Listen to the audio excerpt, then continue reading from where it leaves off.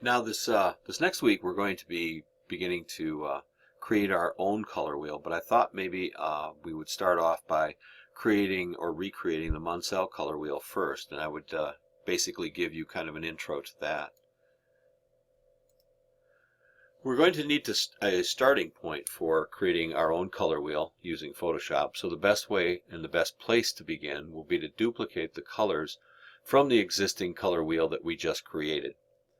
Doing this, we will begin, and it will help you to find your way around the color picker and how it works. It's a little tough to get used to at first, given the fact that up to this point we've been mixing colors by hand or using available colors from either paint chips, color pencils, or paint. Again, this is a bit different because it's the additive system. Remember, in the additive system, all of the colors combined to equal white, just the opposite of the subtractive system that we just come from. We want the end results to be the same, but given that we are dealing with color which is rear illuminated from your computer screen, and as we work with it, we'll make the process of getting it a little bit different. Let's take a look at how to get to the primaries first. In an RGB color wheel, red is generally at the top at 0 degrees. When I created mine just moments ago, it was at about the 1 o'clock position.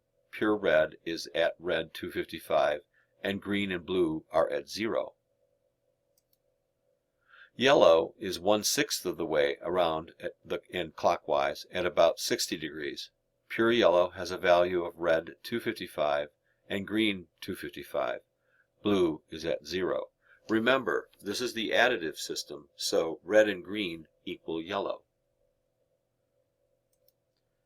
Green is 1/3 of the way around the color wheel clockwise, and that's at 120 degrees. Pure green is created with a value of red at 0, green at 255, and blue at 0. This is the pure opposite of red.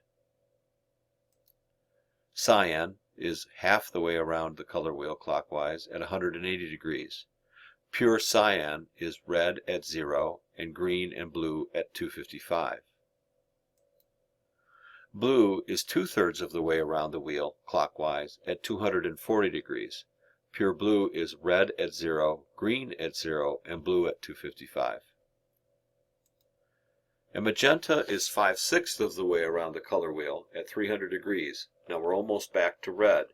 Magenta is red 255, green at 0, and blue at 255, which accounts for the coolness of the color. In order to help you work in darker and lighter versions of this with these colors, I'll show you several examples in both the shades and the tints.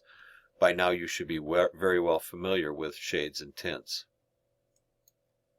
Now if we begin at red at 255 and 0 for both green and blue, to achieve a darker red, reduce the value for the red into the black range.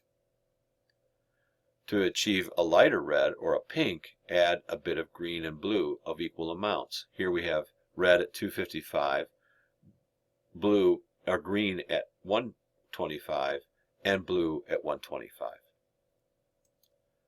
And oranges can be created with pure red and some green.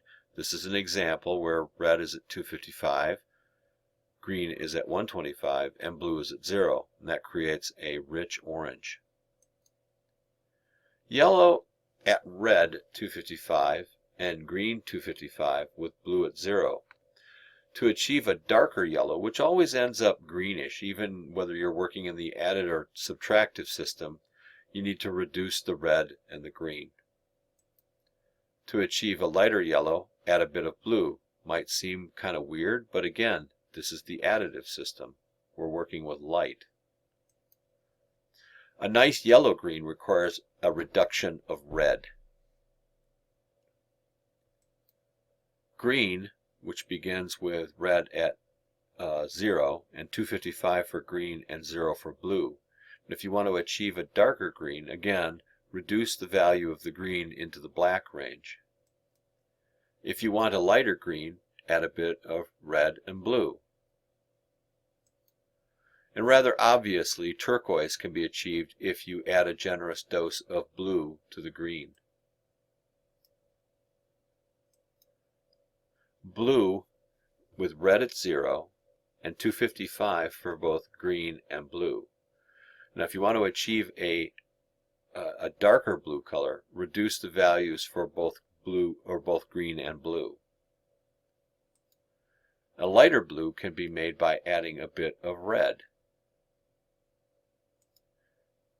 And if you can get a nice cornflower blue, you need to add a little bit of red at 0, with keeping the red at 0 and reducing the green by half. Purple with red at 0 and green and blue at 255. To achieve a darker blue-purple, reduce the value for blue. If you want a lighter blue-purple, add a bit of red and green.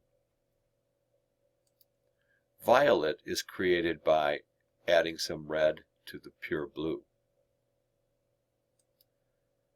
Magenta with red at 255 and green at 0 and blue at 255.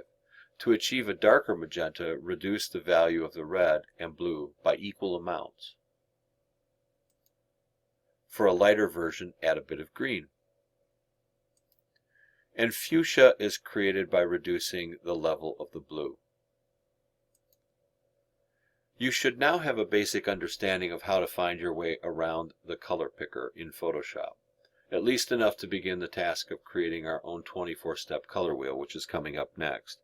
There will be a tutorial on that, and I'll explain what it is that I want each and every one of you to do. Everybody in the class is going to be assigned a color, and what will happen is that we're going to create our own color 24-step color wheel, and then we will share the colors. So each person will be creating a color, and then they will be sharing it with each and every other member of the class. So we're going to be able to create our own color wheel, and we're going to be using that to create our final project. That'll be coming up next.